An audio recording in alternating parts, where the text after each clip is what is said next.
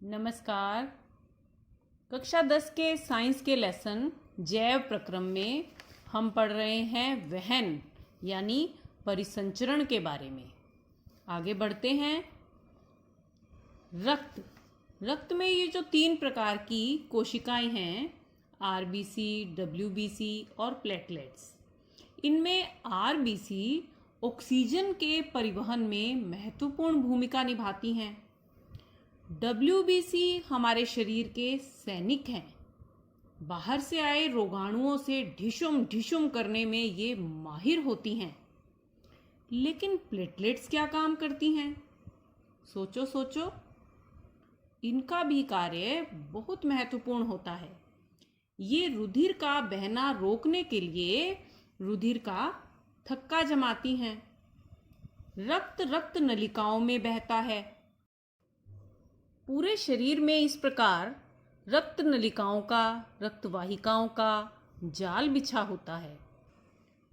लेकिन कभी चोट लग जाए और कोई रक्तवाहिका क्षतिग्रस्त हो जाए तो क्या होगा? रक्त वहां से बहने लगेगा और यदि यह रक्त लगातार बहता है तो हृदय की जो पंपिंग प्रणाली है उसकी दक्षता कम हो जाती है।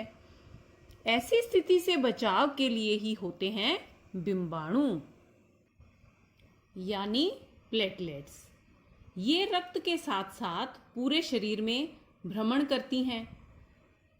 रक्तस्राव के स्थान पर यानी जहां से रक्त बह रहा है वहां ये रक्त का थक्का जमा देती हैं।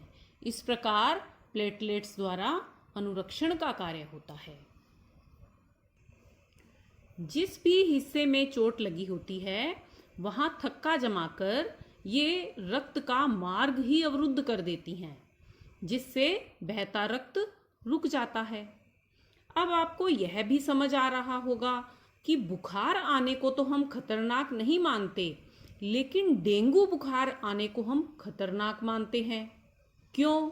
क्योंकि इस बुखार में प्लेटलेट्स की संख्या आवश्यकता से काफ़ी कम हो जाती है और इनकी संख्या बहुत कम होने पर खतरा यह रहता है कि साधारण रक्तस्राव भी मृत्यु का कारण बनता है, क्योंकि प्लेटलेट्स की कमी होने पर थक्का नहीं जम पाता।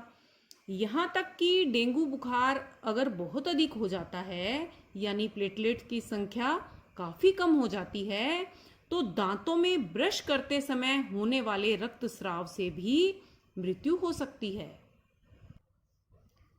कभी आपने ऐसी चोट देखी है कि हमारी त्वचा की हल्की सी परत उतर जाती है?